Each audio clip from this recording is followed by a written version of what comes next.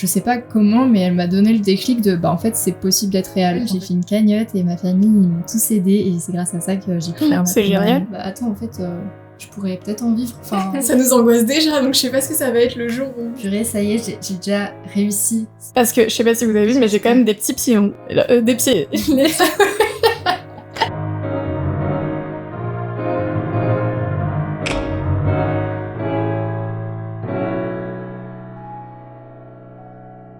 Hello et bienvenue sur mon podcast La Lumière Sûre par Nana. Aujourd'hui, je suis avec Elina. Elina ou Elina Apadou? Elina. Elina, ok. Parce que j'avoue qu'on se connaît. Ouais. Donc, j'ai pas l'habitude de l'appeler Elina Apadou, mais tu t'appelles Elina Apadou quand même. Ouais, c'est vrai, c'est mon nom. Mais est-ce que professionnellement, genre, tu te présentes aux gens en disant Elina Apadou ou tu dis juste Elina?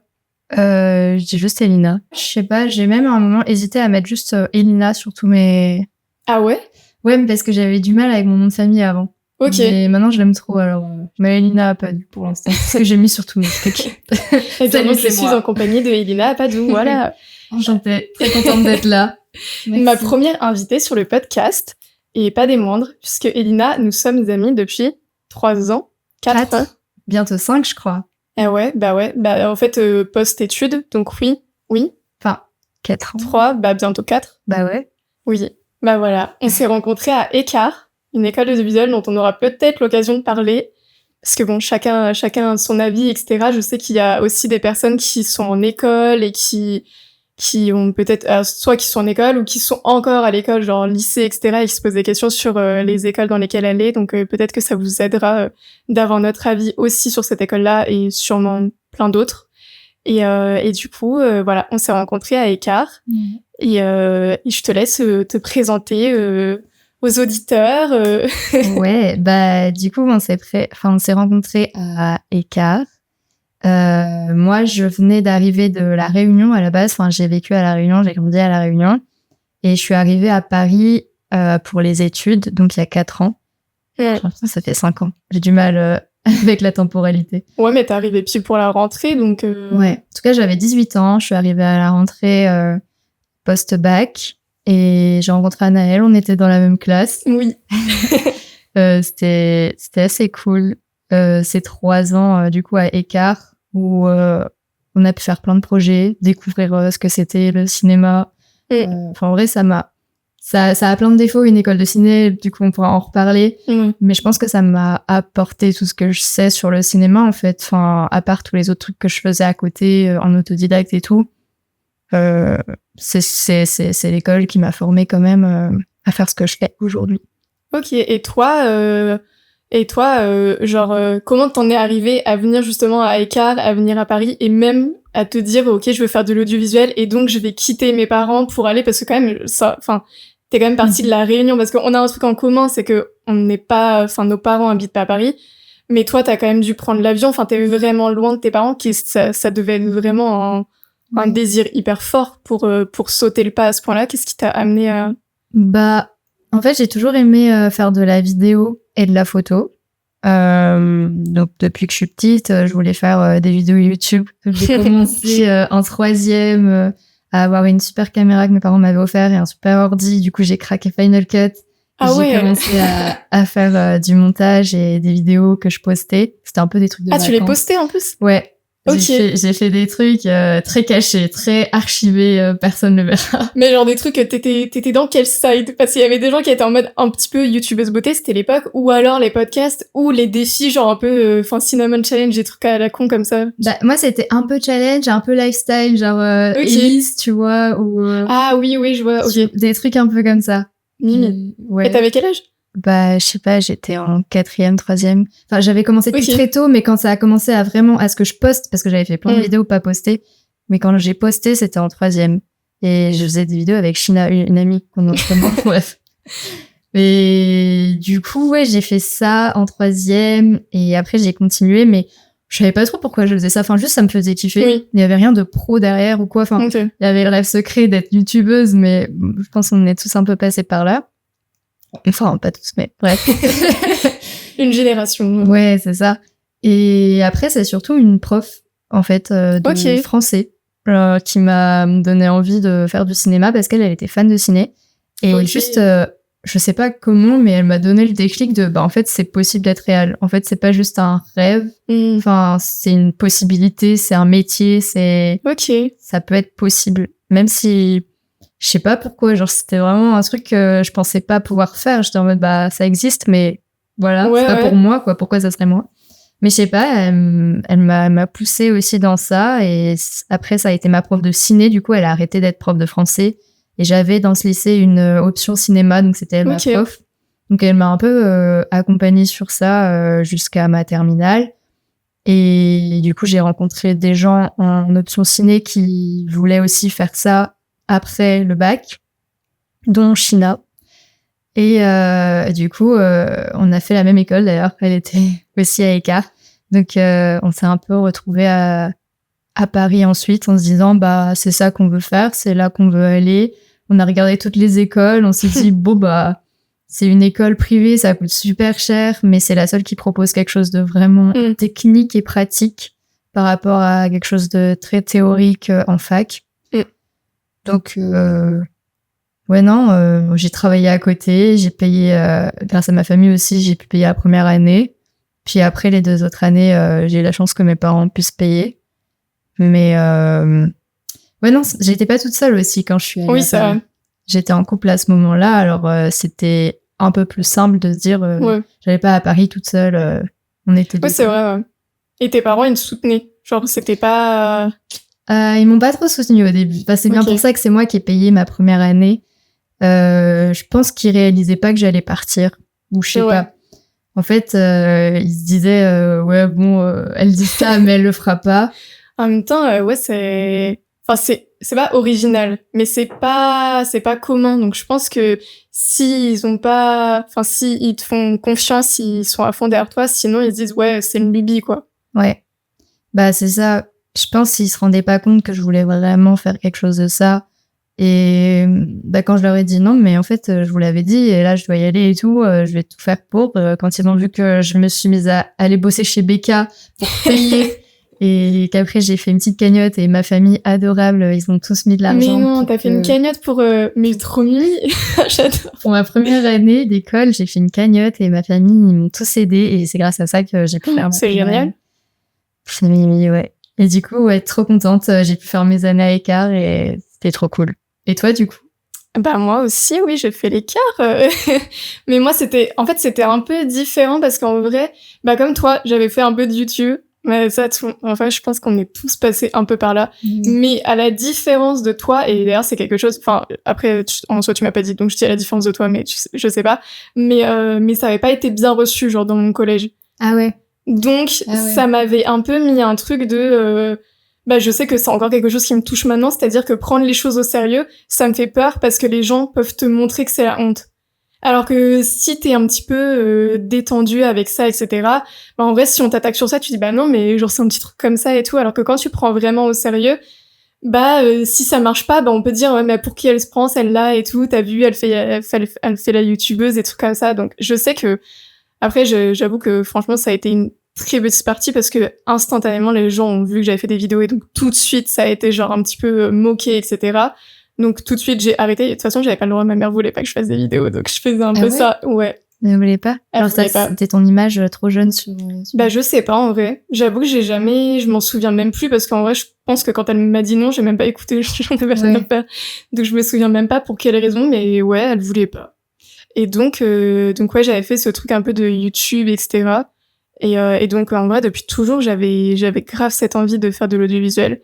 Et en fait, il y a une période où je me suis dit, je vais faire plus de l'architecture. Parce que j'adore l'architecture aussi. Et ça me paraissait plus logique, plus faisable, une carrière un peu plus normale. J'avais fait un stage en architecture, j'avais adoré. Et pendant 1 an, je me la suis donnée sur SketchUp. Je sais pas si tu vois, si tu utilisais ça en techno. SketchUp? C'était un logiciel, on utilisait ça nous en cours de techno aussi, genre pour modéliser des trucs. Après tu peux par exemple genre imprimer en imprimante 3D ou... Ouais, je vois de loin mais j'ai jamais... C'est vraiment je crois le truc de base stylé pour construire et qu'après tu mets dans plein d'autres logiciels quoi. Okay. Et donc pendant 1 an j'avais modélisé ma maison et tout, vraiment j'étais à fond dans le truc. Je pense que c'est même plus, c'était sur mon ancien ordi et je pense que genre il a planté à cause de ça parce que vraiment l'ordi il était pas fait pour faire autant de choses, le pauvre.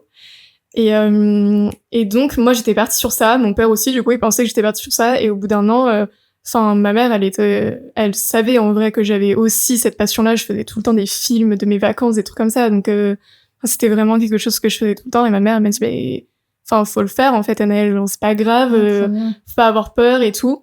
Au final, celle qui te disait, fais pas de vidéo, t'as ensuite poussé à le faire. Ouais, c'est ça, en fait. Grave. Mais parce que ma mère, je pense que ma mère, elle m'aide vachement à pousser sur ces trucs-là parce qu'elle elle aussi, elle a eu ce truc de partir à Paris, quitter sa famille, etc. pour vivre un petit peu sa vie qu'elle voulait.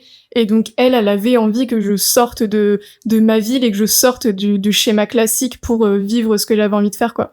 Mais du coup, mon père, lui, il était pas trop fait. Donc, il y a eu un petit peu des discussions compliquées en fait, tu vas faire ça, mais fallait que je prouve un peu que j'avais envie de le faire, etc. C'était pas simple, mais j'ai été soutenue par mon école aussi, parce que j'avais des profs. J'étais en littérature anglaise et arts plastiques, c'est des options. Je sais pas si toi aussi c'était le bac avec les options. Et donc je faisais beaucoup d'arts plastiques, d'art en général, et du coup c'est quelque chose que j'ai pratiqué pendant 3 ans, l'art, tu vois. Ouais, c'était évident. Donc au fur et à mesure, au lieu de peindre, etc., quand j'avais un sujet, les médias que je choisissais, c'était genre de faire de la vidéo ou de faire de l'animation avec mon iPad, des trucs comme ça. Et donc mes profs savaient que je voulais faire ça. Et du coup, j'avais plein de profs qui m'aidaient à trouver des écoles, à soutenir. J'avais un prof qui avait fait venir un ancien élève à lui, qui faisait de l'assistanat réel, je crois. Okay, tu vois, des gens qui venaient t'en parler. Ma prof, pareil, elle ramenait plein de... Ouais, c'est ça, mais ça va être grave. Et après, moi, par la suite, du coup, j'ai été dans l'école pour parler un petit peu de... Les profs, ils j'adore, c'est trop cool. J'aimais trop faire ça, en vrai, c'est trop mignon. Mais après, quand ils te posent des questions et que toi, tu dis, je suis en freelance, c'est un peu compliqué. Ouais, des fois, t'as un truc de légitimité aussi, où t'es en mode, est-ce que c'est vraiment... moi, j'ai pas vraiment réussi, quoi, donc... Ouais, c'est ça. Est-ce que j'ai le droit d'être là et de raconter ma vie? Ouais, genre, parler des écoles, encore, on peut. Parler vraiment de l'aboutissement de tout ça, c'est un peu compliqué. Moi, on m'a demandé de vraiment faire une masterclass sur l'écriture d'un court-métrage. Et du coup, tu l'as fait? Ouais. Et c'était bien? C'était trop bien. Bon, voilà. En vrai, c'était cool. Mais j'avais grave peur, en vrai. Ouais. Normal, quoi. Mais voilà, donc du coup, on s'est retrouvés toutes les deux à Écart, dans une école qu'on a appréciée. Moi, j'ai fait que 2 ans. Toi, t'as fait les 3 ans. C'est vrai, oui. Mais là, comme si je n'avais pas fait la 3e année. Ah ouais? T'étais pas là? J'étais très absente de la 3e année. Mais parce que je faisais énormément de projets, en fait, où ça marchait pour moi sur d'autres projets. Donc en fait... même pas je travaillais, mais je faisais des projets qui, je trouvais, étaient plus intéressants. Oui. En vrai, je trouve que c'est un peu l'objectif, et j'ai toujours trouvé ça un peu compliqué avec l'école. Je trouvais que, en fait, si vous voulez garder ce cadre école, mais en même temps, je trouve que l'école, c'est censé être un tremplin. Ouais. Et dès que ça marche, il faut pas laisser passer ta chance. Et du coup, c'était un petit peu délicat parce qu'ils avaient du mal avec je délaisse un peu les cours. Manque d'assiduité. Ouais, c'est ça. Et en même temps, faut pas que je laisse passer ma chance. Mais tu sais que maintenant, la 3e année, je vous le dis, au cas où, si jamais vous avez envie de vous inscrire à l'écart, je crois que maintenant, la 3e année, elle est en alternance. Ouais. Beaucoup mieux, du coup. Beaucoup mieux. En vrai, je suis deg de pas avoir pu faire ça en alternance. Moi aussi, j'en ai parlé l'autre jour et tout, je me suis dit, je pense que si ça avait été ça, parce qu'en plus, je crois que ceux qui trouvent pas d'alternance, en fait, leur année, c'est juste tous les temps où les personnes sont en entreprise, eux, en fait, ils font des projets. Ouais. Donc, en fait, c'est beaucoup de la pratique, en fait, c'est tout le temps... Mais en plus, c'est beaucoup moins cher. Ah oui, parce que du coup, si t'as une entreprise, tu payes pas, en fait. Ouais. Bref. Un peu de nostalgie. On est arrivé 1 an trop tôt. Non, 2 ans trop tôt? Je sais plus. 1 an ou 2, je sais plus. Je crois 2, parce que l'année d'en dessous nous, ils sont pas en alternance.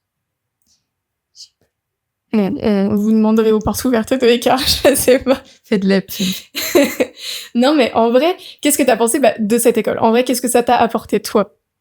Ça m'a apporté, comme je disais, tout ce que je sais. Genre, ça m'a apporté les métiers, genre vraiment la connaissance du cinéma, de tous les métiers, de ce qui me plaît et ce qui me plaît pas. En fait, quand je suis arrivée à Écart, je m'étais pas dit je veux être réelle non plus. Enfin, en fait, j'étais juste en mode je veux faire du cinéma. Ok. Je savais pas comment, par quoi et tout. Et j'ai trop aimé le fait de vraiment découvrir chaque métier en première année, de vraiment pouvoir me dire ça c'est pas trop ça ou ça. En fait, mais moi ce qui est arrivé c'est que j'ai vraiment aimé tous les métiers. Ah ouais? Vraiment, j'ai tout aimé et je me suis dit en fait c'est la réal que je préfère parce que j'ai l'impression que la réal c'est un peu superviser chaque corps de métier du cinéma. Et c'est pour ça que je me suis dit oui c'est la réal. Et puis après en faisant l'expérience de réal, c'est ce que j'ai le plus kiffé. Ok. Mais en vrai, ouais, non, les cours, des fois, t'as des profs plus ou moins pédagogues, parce que c'est des professionnels et c'est pas des vrais profs. Mais et puis j'ai des rencontres aussi, surtout. Donc, t'as rencontré tous les autres avec qui on a fait des projets, avec qui on fait encore des projets. Des amis, quoi. C'est cool. Bah ouais. Non, mais c'est ça, en vrai, on s'est fait grave nos premiers contacts. Parce que, en tant que personne qui, du coup, n'habitons pas à Paris, n'avons pas de famille dans le milieu, n'avons aucun contact, et on voyait ça de loin, mais et encore... Enfin, tu vois, là, j'ai accès à des infos sur les réseaux sociaux que j'avais pas accès à l'époque parce que je suivais pas les réals de la même façon, je suivais pas les chefs-op parce que je savais même pas que ça existait, enfin... Et du coup, en vrai, on savait encore moins de choses, et je pense que ça nous a grave aidé, justement, à se faire des contacts et à se trouver une place, parce qu'en vrai, je pense qu'en autodidacte, on aurait avancé beaucoup moins vite aussi.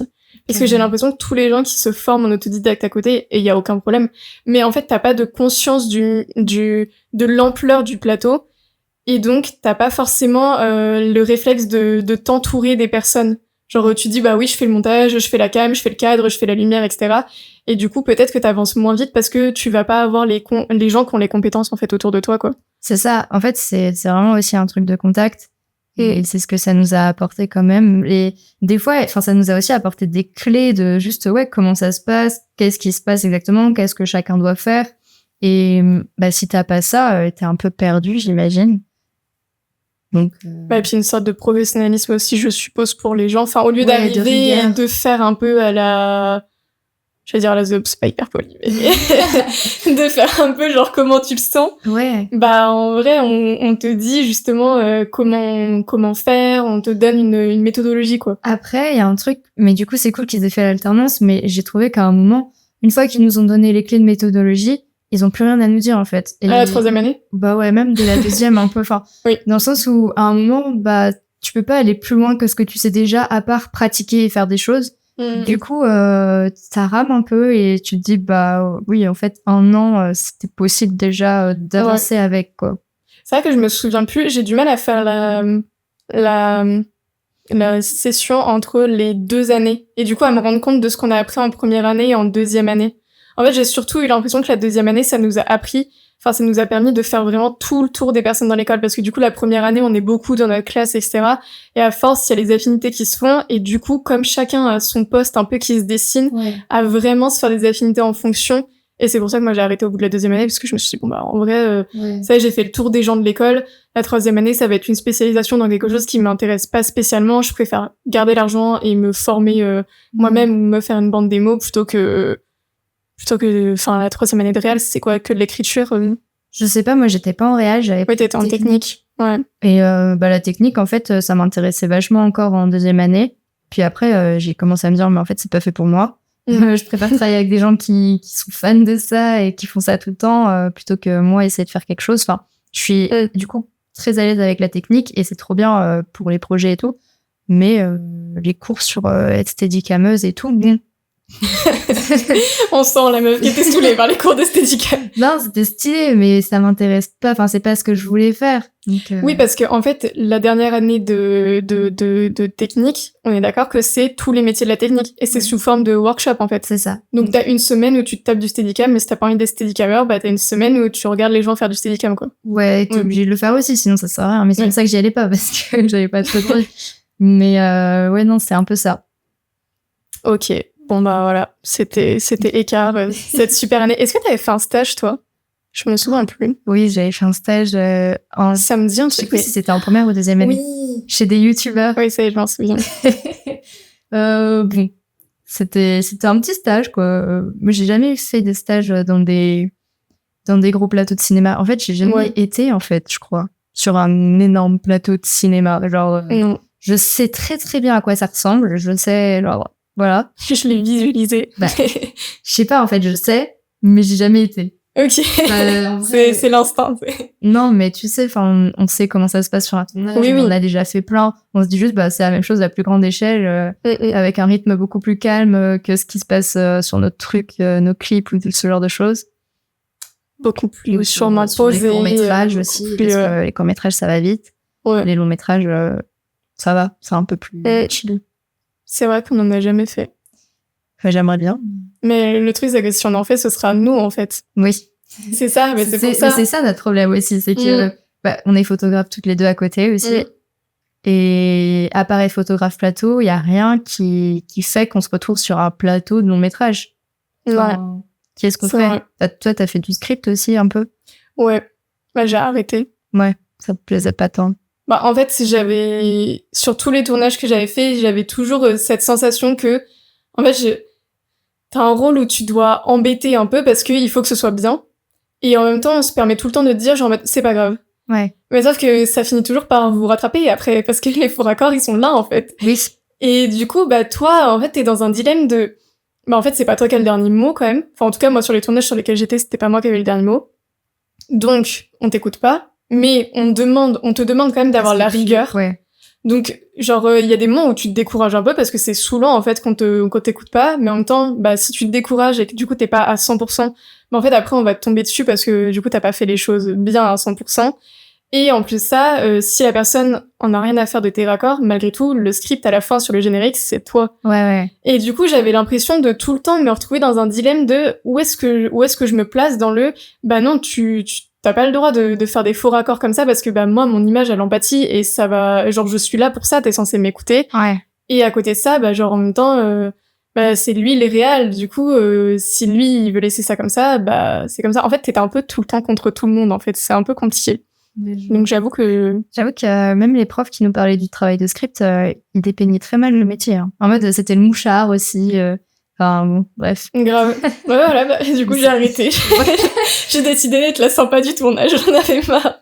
Ouais, en vrai, c'est génial comme métier. Heureusement que ça existe. Bah ouais, ils sont indispensables. On vous aime, hein, mais je le ferai plus, du coup, j'en ai eu marre. Je comprends. Mais est-ce que toi, du coup, t'avais un rapport avec le fait d'être réalisatrice parce que t'avais envie d'avoir un petit peu la main sur tout? Parce que je sais que il y avait beaucoup ce truc où moi, je me sentais plus à l'aise dans le fait d'être réal aussi parce que je me disais, mais en vrai, je dépends que de moi, tu vois. Enfin, ça dépend pas de est-ce que un chef-op a envie de me prendre sur le tournage en tant qu'élève, est-ce qu'un chef a envie de me prendre, est-ce que je me disais, bah en vrai, genre demain, ça tient qu'à moi et mes envies. Au final, c'est pas le cas. Ça tient aussi des boîtes de prod, des budgets, des artistes, des labels, tout ça. Mais est-ce que toi aussi t'avais un peu un rapport comme ça de dire bah en fait je suis libre, je dépends de personne et Ouais, je pense que oui, j'aime pas genre être dans l'attente, j'aime bien créer directement le plus vite possible dès que j'en ai envie. Donc ouais non, j'aimais pas du tout donc c'était évident pour moi la réal et puis j'avais envie de raconter des choses, j'avais envie de créer des univers donc ouais non, c'était évident. OK. Et la photo? Parce que oui, on a quand même fait une école de cinéma, c'est pas une école de photo. Mais en vrai, moi, je trouve que on n'a pas appris des bases de photo. Non. Mais on a appris... des bases de vidéo. Oui. On a appris le cadre, la lumière... En vrai, ça se rapproche énormément. C'est juste... c'est pas la même chose, mais presque. Je trouve que la seule chose qui nous a manqué, c'est comment gérer, genre, bah, en fait, après, je crois que l'école nous apprend pas à être freelance, elle nous apprend plus à être intermittent, je pense. Oui. Mais comment gérer, justement, tout cet aspect un petit peu freelance de comment démarcher des gens, je trouve qu'il nous manque un petit peu un côté un peu marketing qui est inhérent de fou à notre taf. Parce qu'on n'a pas le choix, avec les réseaux sociaux, etc. On est nos propres patrons, mais aussi nos propres, genre, vitrines, quoi. On est tout le temps obligé de se vendre. Ouais. Et ça, on nous l'a pas du tout appris. C'est vrai qu'on nous l'a pas du tout appris, ça aurait été bien. Parce que j'ai l'impression que du coup, on apprend tout le temps sur le tas et on fait comme on peut. Je sais pas si tout le monde fait comme ça pour tout le monde, mais... Bah, je pense que c'est plus propre au genre réal, photo, peut-être étalonneur. Mais j'ai l'impression que tous les techniciens, comme c'est beaucoup plus du bouche à oreille, de genre tu te retrouves sur un tournage parce que tu remplaces cette personne, au final ça se passe bien, etc. C'est pas pareil. Parce que nous, en fait, on est forcément liés à notre image, en fait. Parce que les gens, ils nous découvrent que par nos réseaux, des trucs comme ça. En fait, ça va pas être... c'est pas la même forme de bouche à oreille, quoi. T'as rarement un mec qui dit, bah là, j'ai finalement mon réal, il peut pas, tiens, je te file celui-ci. Enfin, ça se passe pas exactement de la même façon. C'est vrai. Mais du coup, oui, tu me demandais la photo. Ouais. Comment c'était... Ouais. Oui, genre la photo... Bah, en fait, parce que je te demandais, oui, par rapport à la vidéo... ton genre comme ce qui t'avait plu, etc. Et par rapport à la photo, c'était genre évident aussi, c'était quelque chose que tu faisais aussi ou c'est... Bah du coup oui, je faisais de la photo avec mes vieux téléphones, ma DS. La DS, oui.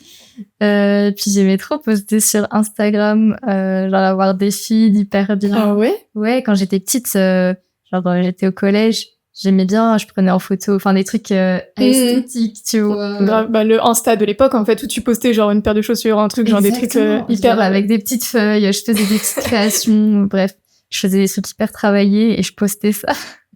Et ça me faisait kiffer en fait, de faire mes petits trucs. Et après, du coup, j'ai eu l'appareil photo, enfin le boîtier photo vidéo en 3e, donc j'ai commencé à faire d'autres photos.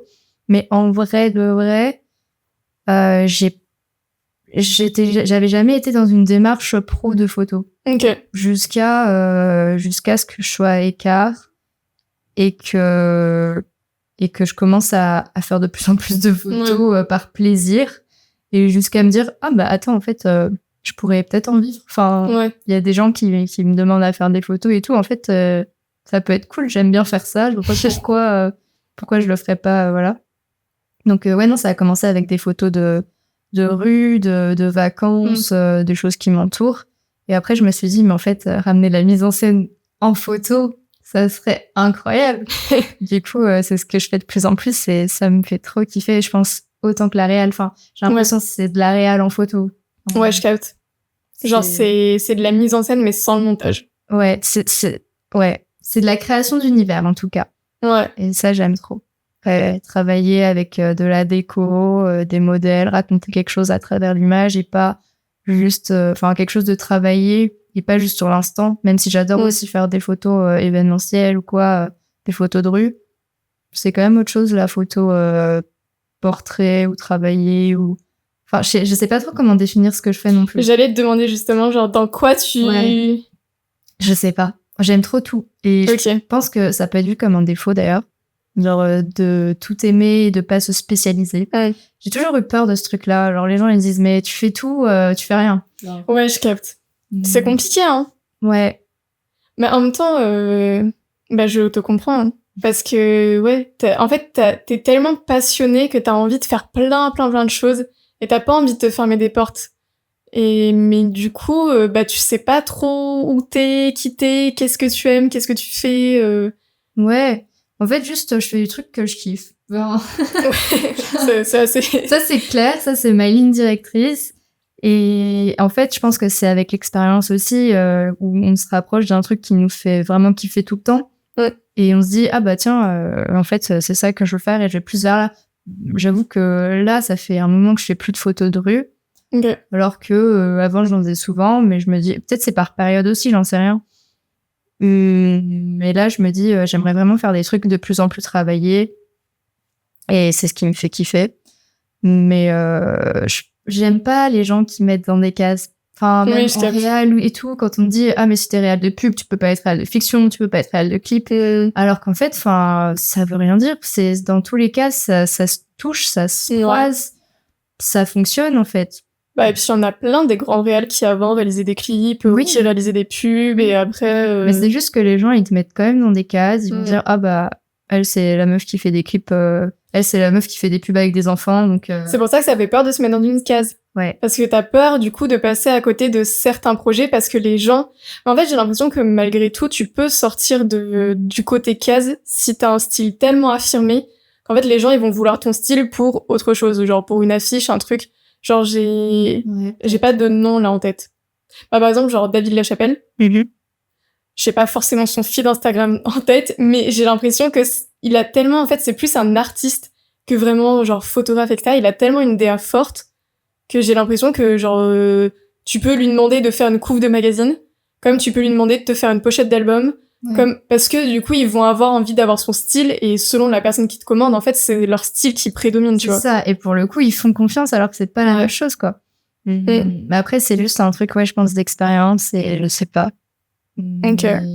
Ouais. Je sais pas, mais en tout cas, moi, j'aime tout faire. Oui, bah, t'as fait de la photo de concert? Oui, aussi. t'as fait de la photo de portrait. Ouais, j'ai fait de la photo book comédien. Tu fais de la photo de mode? Je fais pas de photos de mode, mais ça m'intéresse trop et j'aimerais trop. En fait, parce que là, genre, quand tu m'en parles, j'ai l'impression que limite, genre, ton style, ça s'attribue plus, genre, à de l'édito. Quand tu dis, justement, j'ai envie de créer une mise en scène, de raconter une histoire, etc. Enfin, ça, je pense pas que tu le retrouves dans une photo de concert, ni dans de la photo vraiment, enfin, si, portrait en vrai, mais du coup, ça dépend quelle personne te demande un portrait, quoi. Oui. Mais ça peut se retrouver aussi dans des covers, ce genre de choses. En fait, il y a plein de trucs où c'est possible de le faire. Mais la mode, non, ça m'intéresse trop. J'aimerais trop aussi aller plus vers là. D'ailleurs, j'ai un petit projet qui sort bientôt. Ah ouais? Ça s'appelle Trash. Que je fais avec Marianne en déco. J'osais pas dire le nom, j'allais dire avec Marianne. Ouais. Et ça, c'est un projet qui... On peut lui accorder quelque chose d'un peu mode, mais en soi, c'est juste nous qui avons fait le stylisme. Mais dans l'univers, en fait, comme c'est pas attribué à un artiste ou quoi, c'est juste une série pour le kiff. Et c'est un projet perso. C'est ça, c'est un projet perso mode un peu dans le style. Ok, donc Elina bientôt en mode. Non, mais bref, vous verrez. Hâte de voir ça sort quand? Si on est à fond, peut-être dans une semaine ou deux, hein, en vrai. Mais ce sera que le teasing parce que on veut peut-être faire des expos et tout. Mais ça, c'est un autre monde que je ne connais pas et que j'ai envie de découvrir. Ouais. Et le délire de l'expo. le souhait de faire une expo, c'est vous qui l'avez genre pensé toutes les deux, ou c'est quelqu'un qui vous a proposé? Je crois qu'on l'a pensé toutes les deux. Et en plus, il y a des gens qui nous ont proposé aussi. Ok. Mais ouais, non, on s'est dit... c'est des photos vraiment travaillées. On n'a jamais travaillé autant une photo. Peut-être qu'une expo, ça a du sens. Ouais.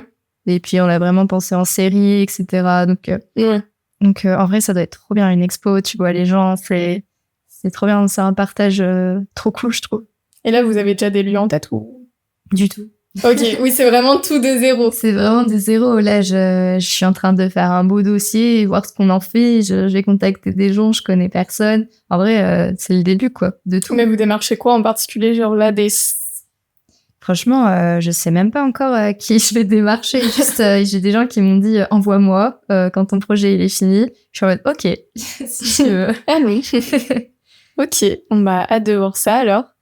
Et par rapport aux réseaux sociaux. Ouais. Quelle est ta vision un peu du métier de photographe et de réalisatrice sur les réseaux sociaux? Comment tu te présentes sur les réseaux sociaux? Comment tu vois la chose? Comment tu vis aussi la chose? Les réseaux sociaux, c'est un grand sujet. Du coup, depuis que je suis petite, j'aime trop poster des photos sur Instagram. On a vu ça. Et après, j'ai toujours posté mes photos parce que, je sais pas, j'aimais bien partager ce que je faisais et avoir des retours, c'était agréable. Genre de voir que ça plaît et tout, je trouvais ça cool. Même si, enfin, je sais pas, je voulais pas forcément de retour, mais en avoir, je me suis dit, ah ouais, ok, cool. En fait, c'est sympa, ça plaît aux gens. Et après, c'est carrément un outil de travail maintenant, quoi. Ouais. Enfin, c'est un peu obligatoire, j'ai l'impression, dans nos métiers, comme on disait, par rapport à l'image et tout. C'est un peu, ton Insta, c'est ton image, c'est ton travail. Et en fait, c'est vrai que ça passe vachement par là. Et c'est cool parce que du coup, t'as vraiment une page où les gens ils peuvent voir ton travail, te contacter et tout, et t'as pas à envoyer des mails à 10 000 personnes non plus, pour démarcher. En tout cas, moi, je l'ai pas fait. Et je trouve ça trop chiant, mais je pense qu'il faut le faire aussi. Mais en même temps, c'est un autre travail. Alors, je suis pas community manager et c'est quelque chose que je dois faire pour pouvoir vendre ce que je fais, me vendre mon travail. Et des fois, quand j'ai pas envie de poster, c'est chiant parce que j'ai pas envie et parce que je sais que c'est important de le faire, que si je le fais pas, j'aurai peut-être pas de clients après ou alors que en vrai, c'est pas mon métier. Bon. Ouais, c'est compliqué, hein. Ouais. Toi aussi, c'est un peu ça? Ouais. C'est un peu difficile parce que, en plus de ça, je trouve que, justement, vu qu'on sait que c'est notre métier, on poste plus de façon naturelle. Ouais. Enfin, on sait que faut que ce soit bien, qu'il faut que ce soit intéressant, etc., etc. Et du coup, t'as une pression en plus. Et donc, t'es censé être présent régulièrement, mais en même temps, moi, j'ai besoin d'avoir du recul un peu sur ce que je poste parce que je sais que ça va être vu et que ça va être pris, enfin, pas pris au sérieux, mais que ça fait partie de l'image que je renvoie. Et du coup, c'est un peu contradictoire de se dire, faut être présent tout le temps, mais en même temps, faut quand même bien travailler tout ça. Ouais. À côté de ça, tu fais pas que ça de ta vie non plus. Faut poster sur TikTok, faut poster sur Instagram, faut aussi démarcher des gens, faut aussi avoir des projets personnels pour cultiver ta créativité et continuer à évoluer, à apprendre et à t'améliorer. Ouais, il y a trop de trucs à faire. Ouais. Et c'est vrai que Insta, ouais, si tu veux plus poster, enfin, tu peux pas poster comme ta tante sur Insta. Ta tante, carrément. Genre, des petits fours que t'as fait. Enfin, je sais pas, tout est hyper travaillé. J'utilise plus Insta comme j'utilisais quand j'étais au collège, quoi. Oui. Et je sais pas si c'est triste ou pas, mais c'est vraiment devenu quelque chose de pro et j'ai pas de compte privé ou. Ouais. Mais du coup, j'essaye de lier les deux. Je sais pas. J'essaye de poster quand j'en ai envie quand même, poster des choses qui me donnent envie. Genre, je me force pas non plus. Enfin, des fois, je me dis, peut-être qu'il faudrait que je fasse quelque chose. Ouais. Mais j'essaye de faire quelque chose qui me donne envie quand même. Enfin, je vais pas poster un truc en souriant alors qu'en fait, je suis au bout de ma vie. Enfin. Oui, tu mens pas. Ouais, c'est ça. Je mens pas. En tout cas, je crois pas que j'ai déjà menti. Genre, non. Bah, c'est bien, en vrai, tu restes naturel, Après, mais il faut... je mens pas, mais je dis pas tout non plus. Enfin, tu vois, sur mon Insta, du coup, je dis pas quand ça va pas, et je dis pas, alors que peut-être que ça pourrait être intéressant aussi, tu vois, de dire, là, c'est compliqué ce mois-ci, en silence, venez. Non, tu vois, c'est compliqué quand même à dire. Mais c'est vrai que on essaye de toujours montrer le meilleur, comme c'est ça le jeu, hein.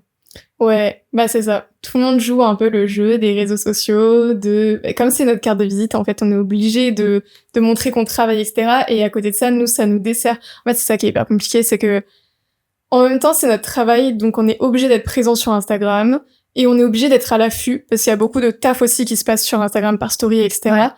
Et en même temps, en fait, il y a pas que du pro aussi sur Insta, il y a aussi, il y a de la comparaison, il y a des trucs comme ça, etc. Et puis bon, après, une fois que t'es dans l'algorithme et tout, il y a des fois, tu te perds un peu sur Instagram, tu perds du temps, mais tu peux pas non plus arrêter d'utiliser Instagram. Ouais. Mais en même temps, quand tu l'utilises trop, c'est toxique. Enfin, en fait, on est un peu bloqué. Ouais. C'est qu'on n'est pas libre, quoi. Tu te dis pas, demain, j'ai envie d'arrêter Instagram, ça n'impacte pas ma vie. C'est vrai que... C'est pas possible. Oh, la phrase est folle. Je me suis jamais rendu compte. Bah ouais, mais en fait, moi, je me rends compte quand je vois les Insta de mes potes qui sont pas dans l'audiovisuel, je me rends compte que, ils ont l'air de s'éclater, en fait, parce que juste, ils postent des choses qui leur font plaisir, comme nous, on utilisait Insta à l'époque, c'est-à-dire, tu postes une photo où tu te trouves jolie, ou tu postes tes vacances, des trucs comme ça. Et nous, maintenant, on essaie de réfléchir à une régularité, parce que l'algorithme il a besoin d'une régularité et pour un travail. Et pour que les gens ils voient que tu travailles aussi. Ouais, tout est réfléchi quand même pour te donner de la visibilité, pour trouver des clients, avoir une image. Ah non, c'est sûr. Et encore on dit ça, on n'est pas les reines non plus d'Instagram. Ah ouais, vraiment pas. On n'est pas au level encore où c'est cata, genre faut poster tout le temps, etc. Et pourtant ça nous angoisse déjà, donc je sais pas ce que ça va être le jour où ça va être vraiment très très très très sérieux. Bah je sais pas. Mais... peut-être que ce sera plus... Peut-être je prendrai une community manager, je sais moi. Elina, plus du tout naturelle en fait, plus du tout. Si, mais je veux dire...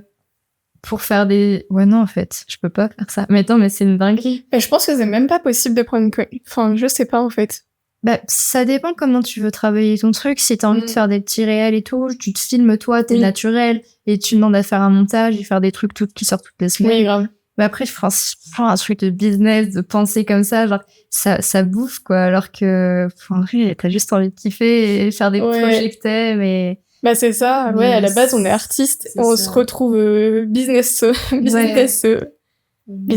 mais du coup, on n'est pas des man, donc businesswoman. Oui.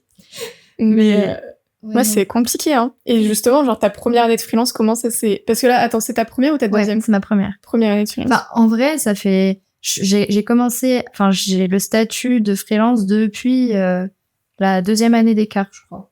Mais je travaillais vraiment très rarement parce que du coup, j'avais cours à côté. Et c'est vraiment cette année que j'étais full dédiée à ça vu que j'avais plus cours. Oui. Et pas facile, hein.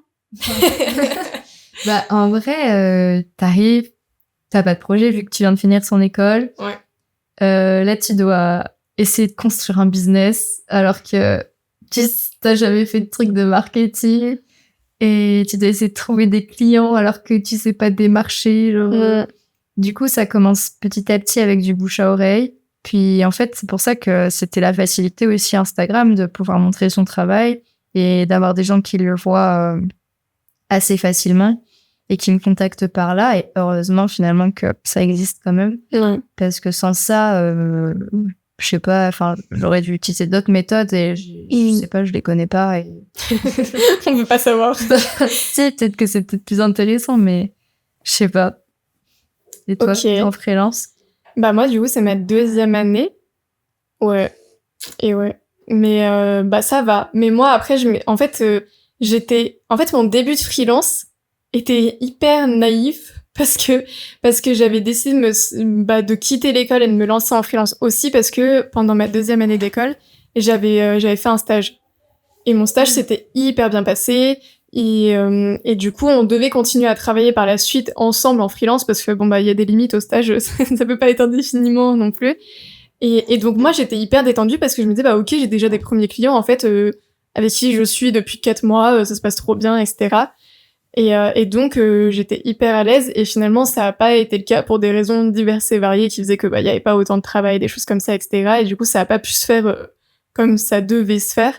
Et donc, je me suis retrouvée, mais d'ailleurs, j'avais plus d'appart et tout, en fait. Ouais, parce que j'étais en résidence étudiante, mais du coup, j'avais quitté la résidence étudiante, et avant de trouver cet appartement-là, je crois que j'ai emménagé le jour de mon anniversaire, donc 29 octobre, et je pense que j'ai dû le quitter, genre, fin juillet, un truc dans le genre, mon appart. Donc pendant 2-3 mois, j'étais chez mes parents. Et donc mon début de vie de freelance, c'était je cherche un appart, j'ai pas de taf, mais bon en même temps je suis loin, donc c'est difficile de démarcher, je suis pas hyper accessible et hyper disponible parce que même si c'est qu'à 2 heures de train, c'est pas la même chose que de prendre les transports, etc. Et donc ça s'est fait petit à petit. J'avoue qu'au début il y a eu une grosse période un peu déprime quand même. Hein. Ouais, au début tu te dis comment je vais faire. Tu sais pas par où commencer. C'est ça, mais je pense que c'est toujours un peu ça actuellement. Mais je pense qu'à un moment, ça file droit et ça commence pour moi, tu vois. Mais je pense que pour toi aussi. Mais au début, t'es en mode, où est-ce qu'on va? Genre, qu'est-ce qu'on fait? On touche à tout. Où est-ce qu'on s'amène? Enfin, parce que je dis, je suis freelance, mais je suis même pas juste freelance photo et réal. Enfin, je suis aussi freelance DA, freelance montage, freelance... je fais tout ce que je peux faire et que je sais faire pour pouvoir gagner ma vie. Parce que, une école de ciné, ça promet pas d'être réel à la sortie. Et... ouais. Si on revient vite fait sur Écart, en fait, c'est une école, il faut pas s'attendre à ce que tu sortes télécontact, télétrucs, etc. C'est une école privée, donc tant que tu payes, tu rentres. Et donc, c'est à toi de prendre ce qu'on t'a donné et d'en faire ce que tu veux. Parce qu'en réalité, en vrai, dans l'école, il y avait de tous les niveaux, il y avait de tous les milieux, de tout. Genre vraiment, ils ont pris tous les gens qui ont donné de l'argent. Oui, vraiment, c'est ça. Et donc, c'est toi qui te fais ton parcours comme tu veux. Après, on ne sait pas ce que sont devenus tous les gens de l'école, mais on voit bien via les réseaux sociaux, etc., qu'il y a des gens qui ont arrêté, qu'il y a des gens qui ont continué, etc. C'est juste, on te donne des petites clés, des petites armes, mais c'est à toi de te débrouiller. Donc c'est sûr que quand on est sorti, on n'était pas... on n'avait pas un bagage, tout le monde n'avait pas fait de stage, donc t'avais pas forcément les contacts et tout. Et c'est ça, en fait, pour tous les métiers, pour tout le monde, genre, il n'y a pas un chemin pour atteindre ce truc de réal et tout, et ils le savent à Écart, donc, même si ils diront qu'ils vont te trouver des stages et qu'ils vont te trouver des trucs, si toi, tu t'as pas vraiment envie et tu t'y vas pas de toi-même, c'est compliqué. Ouais, faut avoir la motivation. Mais du coup, quand tu sors, il y a un moment de latence. Ouais, t'es un peu jeté dans le grand bain. Tu te dis, par où je commence? C'était super dans l'école, mais maintenant, qui veut bien travailler avec moi? Qui je contacte? Par où je commence, etc. Et du coup, il y a une grosse période, en vrai, où c'était un peu de la déprime. Et je crois que j'ai repris un peu... En vrai, j'ai une très mauvaise mémoire. Moi aussi, sur les dates et tout. Ouais, j'ai une mémoire hyper sélective. Moi, elle garde que ce que je veux. Donc, franchement, je m'en souviens plus trop. je sais que j'avais quand même des projets par-ci par-là parce que et je faisais surtout beaucoup de projets avec vous en fait parce que du coup vous étiez encore en école. Enfin, c'était ça tout l'enjeu de moi avoir quitté l'école avant vous, c'était de pas perdre mes amis et mes contacts en fait, de me dire vu que là je suis plus là, que les gens fassent leur vie sans moi et que du coup j'ai plus mes contacts en fait. Enfin, vous êtes pas que des contacts mais bon voilà quoi. Oui, c'est quand même ça. Okay. Et finalement, en vrai, oui, je crois que mon année post-écart, en fait, je l'ai beaucoup passé à faire des Nikon avec vous, des trucs comme ça.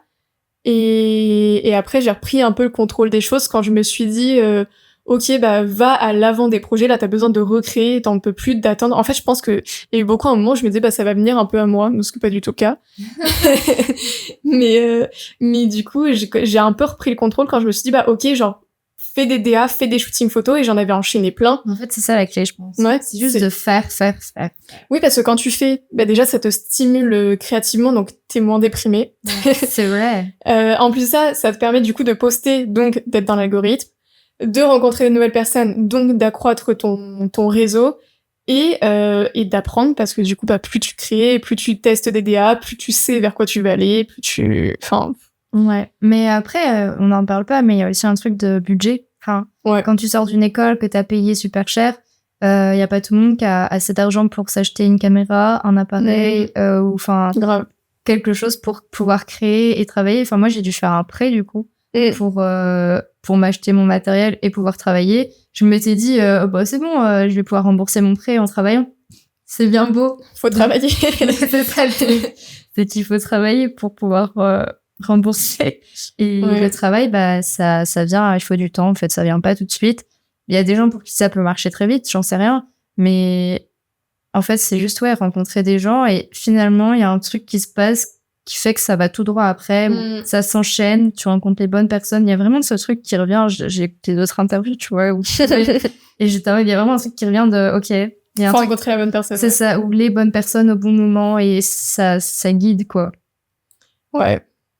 C'est propre à chacun, c'est long. En même temps, c'est triste de se dire que ça dépend juste de rencontrer la bonne personne. Enfin, je sais pas.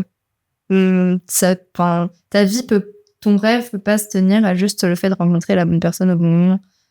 Ouais, mais est-ce que rencontrer la bonne personne, c'est que genre en mode un producteur qui croit en toi et qui te fait faire ton film, ou genre par exemple ça peut être genre un artiste, ton copain qui t'aide aussi, ou un artiste qui te demande de faire un clip, même si c'est pour aucun budget, parce que ça c'est pareil, les projets bénévoles. Ouais, c'est pareil. Pour conclure sur ce qu'on disait juste avant, c'est juste plein de personnes que t'as rencontrées au bon moment et qui te guident et qui te... En fait, on avance ensemble tous. Je sais pas. Et c'est ça qui est cool aussi du coup, s'être rencontrés dans le cadre d'une école et tout. C'est juste, on se pousse tous vers le haut et on y va.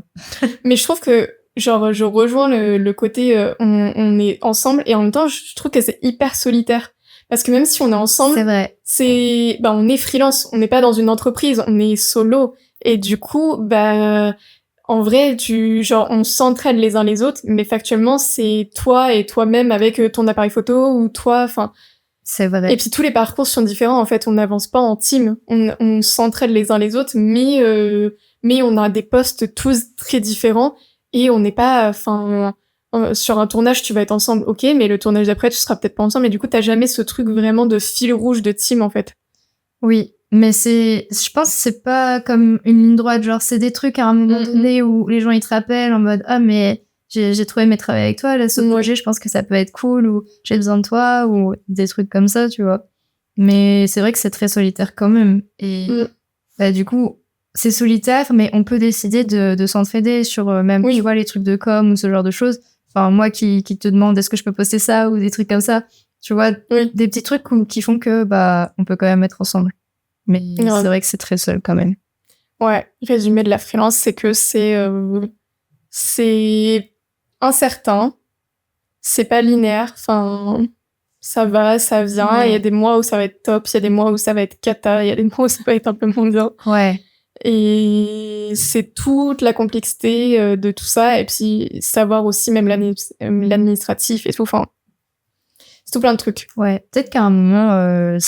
ça roule pour les gens quand ils sont installés. On l'espère, oui. Mais pour le début, ça fait 1 an que je suis en freelance, toi 2. Ouais. On avance, on voit quand même une évolution. Oui, oui. C'est heureusement. Heureusement, oui. On voit quand même une belle évolution et bon, on espère que ça dure. On y croit, on se donne les moyens. Ouais. Même si on continue à faire des projets bénévoles. C'est ça, ouais. Non, les projets bénévoles, c'est compliqué. Ouais, c'est compliqué. Ça devient de plus en plus compliqué, en fait. Plus on avance... Bah, ouais, parce que plus on avance, moins c'est... Enfin, j'allais dire c'est normal, non. Mais je veux dire, au début, c'est normal que tu te fasses une bande démo, que tu te fasses un nain. T'as de l'énergie pour ça et tout. À un moment, ça devient de plus en plus dur. Mais du coup... Enfin, je veux dire, on parle pas du projet bénévole avec tes amis que tu connais et tu sais que ça va être cool. Oui. Et un projet bénévole étudiant... Enfin... c'est pas la même chose non plus, où tu sais que ça va être une galère parce que tous les projets étudiants, c'est des galères. Pas tous, mais... Nous, on n'était pas des galères. Ouais. Non, ouais, ça va. Bon. Je crois. Franchement, ça va. Non, c'est des galères parce qu'on n'a pas on n'a pas les moyens. C'est que du, on essaye de faire avec ce qu'on a.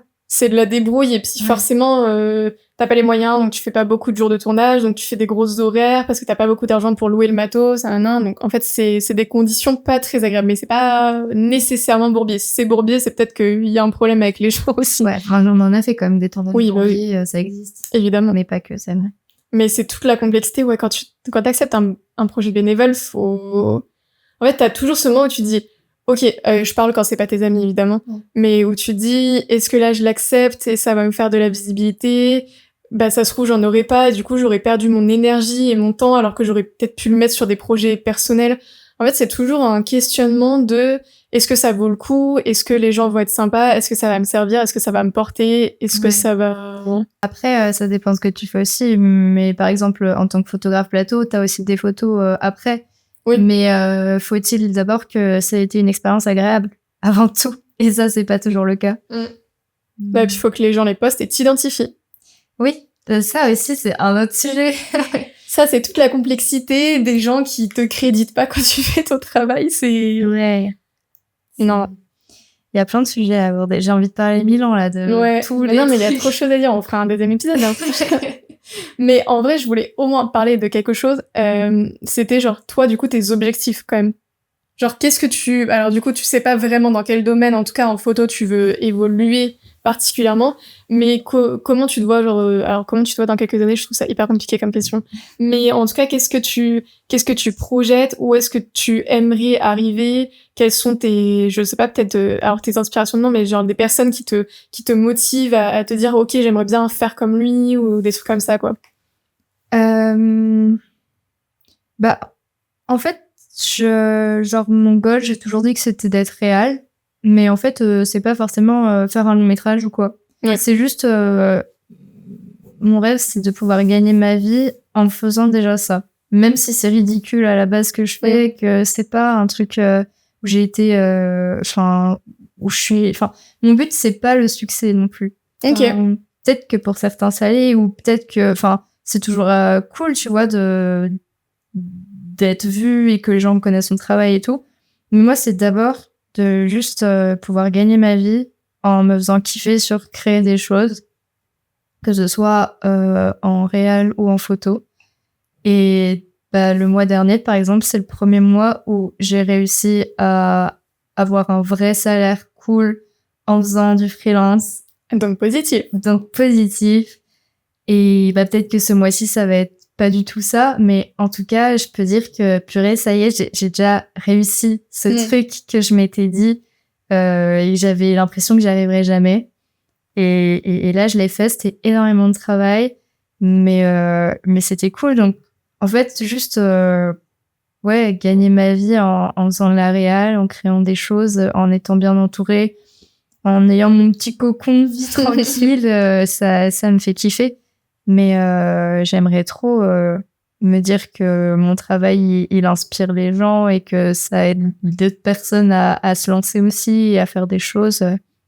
C'est trop bien. Ok, mais tu te vois plus essayer de raconter des choses en essayant de faire évoluer certaines choses. Alors je dis pas forcément engager, mais ou alors raconter des histoires, essayer de faire pas du divertissement, mais d'évader les gens genre dans des petits univers ou...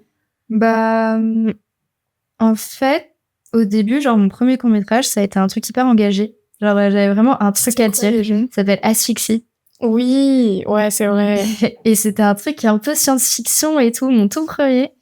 Et j'avais trop envie de parler de ça parce que c'était vraiment un sujet qui m'angoissait et tout, le dérèglement climatique, enfin tout ce qui se passerait dans un futur proche et qui serait pas beau.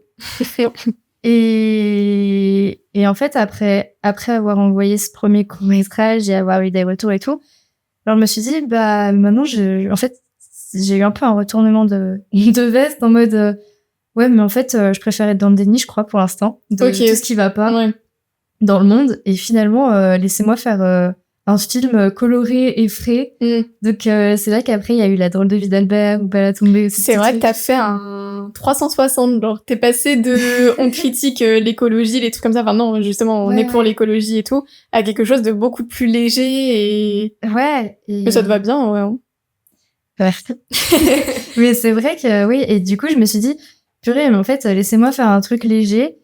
Et maintenant, je cherche à faire ce truc léger en dénonçant des choses quand même. En fait, je veux juste refléter la société d'aujourd'hui avec ce qui va et ce qui va pas.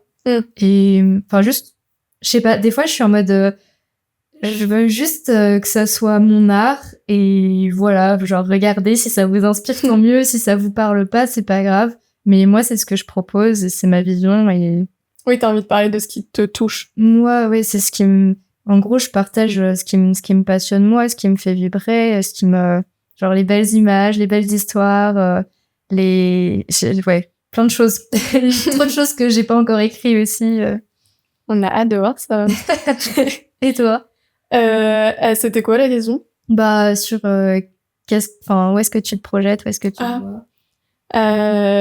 Moi, j'aimerais beaucoup faire de la publicité. C'est vraiment, je crois, depuis le début, j'avais envie de faire de la publicité. Alors, publicité, bon, je me ferme pas les portes, hein, lui sucré si vous voulez faire des pubs, mais c'est pas grave. Mais en tout cas, je m'imagine pas, non, mais je m'imagine vraiment dans la publicité où c'est l'image qui prime. En fait, j'adore ce côté, moi, j'ai toujours été vachement image. Et donc, j'aime raconter des histoires sans que ça me tienne forcément debout, sans qu'il y ait forcément des dialogues, etc. J'aime juste les belles images et m'éclater. Et donc, j'ai l'impression que dans des publicités, genre de parfums ou des publicités de luxe pour des choses, etc., où ils ont envie de raconter surtout une histoire, tu peux t'éclater, même si forcément t'as des limites, mais en même temps, moi, j'aime bien les limites. Je trouve que justement... Ça t'aide à construire. Bah, en fait, quand il y en a pas, c'est trop libre et en même temps, tu sais qu'il y a des limites parce que le client, il a forcément des attentes. Donc, du coup, c'est plus à tâtons. Alors que quand t'as vraiment des bases hyper carrées, j'aime aller au bout des... Ouais, c'est ça, ouais. Cool. Et donc, j'avoue que je me vois beaucoup plus dans la publicité. En photo, j'essaie de me développer plus en mode. J'ai fait pas mal de photographies de concert et tout aussi, que j'adorais parce que t'es en concert, t'entends de la musique que t'aimes bien, en plus ça, tu travailles, tu fais des photos, enfin, c'est génial. Mais elles sont trop belles d'ailleurs, ces photos. Vous allez voir. Mais non, ouais, genre, j'avoue que la photographie de mode, j'aime de plus en plus parce que justement, t'as ce truc un peu où tu peux faire des DA, des mises en scène, des trucs, etc., où tu t'éclates. Et en même temps, t'as des vêtements qui sont chouettes à mettre en avant, etc., et tu peux faire de la photographie, des détails et tout. Enfin, je sais pas, j'aime bien. Donc là, en vrai, j'aimerais, dans le futur, être épanouie dans ça, quoi. Et peut-être par la suite, des courts-métrages et des longs-métrages, parce que j'aime toujours ça. Là, ça revient un peu, en vrai. C'est vrai? Ouais, il y avait une période où j'aimais plus du tout écrire. Et là, en ce moment, j'ai des idées, mais je note toujours mes idées. Après, je les fais pas forcément. Ouais. Mais là, ça revient un peu. Mais c'est vrai que toutes les deux, on a ce truc on est moins autrice que réal. C'est quand même aussi deux métiers, même si en France, ils veulent pas trop se l'avouer. Ça peut être deux métiers et c'est des fois mieux que ça soit deux métiers totalement différents.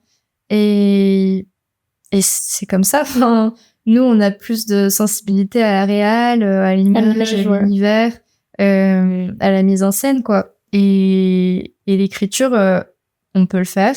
Moi, j'aime beaucoup le faire, mais c'est aussi tellement dur et tellement pas fait pour tout le monde que... Bah ouais, c'est ça. Moi, je sais que j'aime pas trop écrire, genre. Mais moi, du coup, je disais que je voulais raconter moi et tout, et c'est vrai, en fait, j'adore. Et je sais que je peux raconter des choses juste grâce à la mise en scène, déjà. Mais j'aime aussi trop écrire. D'ailleurs, j'écris avec une amie qu'on a en commun, Jade. Ah oui, oui. Un court-métrage. J'ai cru que t'allais dire China. Je me disais encore China. Ouais, peut-être, elle aussi, elle est partout.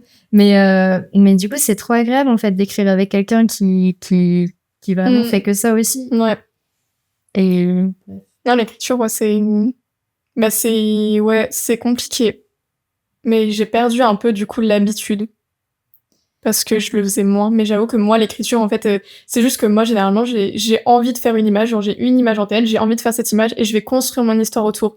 Et donc, forcément, en plus de ça, j'avoue que c'est pas que j'ai pas confiance en moi au niveau de l'écriture, mais je pense que ça, c'est quelque chose qui, du coup, me dessert un peu parce que, factuellement, je pense que j'ai moins d'intérêt pour mon écriture parce que j'ai surtout envie de faire de l'image. Et du coup, je pense que ça a moins de fond que ça pourrait l'être si c'était quelqu'un qui était vraiment accroché au dialogue et à ce que ça va raconter, etc. Moi, j'ai surtout envie de genre faire jouer les gens, tu vois. Ouais, je vois. Donc, mais c'est trop intéressant. On verra bien. Peut-être dans quelques années, on sortira des longs métrages, des courts métrages. Oh waouh. T'imagines ce petit podcast dans quelques années? Où est-ce qu'on en sera? On va faire 10 ans après sur le podcast. Ouais, ça veut dire que ça fera 10 ans que je fais toutes les 2 semaines. Je sais pas. Hein. En vrai. Après, tu peux faire des pauses. Je le ferai tous les mois après. Si vous voyez que j'en fais moins, c'est peut-être que ça marche mieux pour moi, donc j'ai moins le temps. Mais peut-être que c'est le podcast qui va percer. Ouais. Bon, je crois que, à moins que t'aies d'autres choses à dire, mais moi, en vrai, je crois que j'ai posé un petit peu toutes les questions que j'avais en tête. Ouais, on est parti pas mal. Enfin, on a abordé plein de sujets. Je crois que ça fait longtemps que je parle un peu. Je sais pas ce que ça va donner. J'espère pour vous que vous avez aimé, parce que... Ouais, moi, j'ai trop aimé, en tout cas. Bah ouais, c'était trop cool. C'est des sujets qu'on a déjà abordés, mais là, les aborder plus en détail et tout. Ouais. C'est agréable. C'est vrai que c'est différent de se parler via un podcast parce que, forcément, on va plus dans le fond des choses que quand on se parle d'habitude ou juste enfin c'est pas les potins mais on discute etc, on se raconte nos vies, c'est pas pareil. Ouais. Mais non, c'était très intéressant, on allait encore plus loin dans notre amitié. Et j'espère pour vous que c'était bien audible parce que je sais pas si vous avez vu mais j'ai quand même des petits pieds des pieds. Je croyais que tu parlais. Non, j'ai acheté des pieds exprès parce que oui, j'avoue que le premier podcast, j'ai voulu grave faire la meuf. Je voulais un peu faire la meuf avec mon petit micro, etc. Mais je me suis vite rendu compte en dérochant que c'était juste impossible à écouter. C'était horrible. Merde. Donc là, j'espère que le son sera bien. J'espère que j'étais bien installée tout le long de la vidéo. Mais non, c'est pas... on est naturel, on est chez nous. C'est super. Voilà, et ben j'espère que ça vous a plu. Je vous fais des gros bisous et à dimanche, pas le dimanche prochain, mais le dimanche d'après. Voilà. Ok. Salut.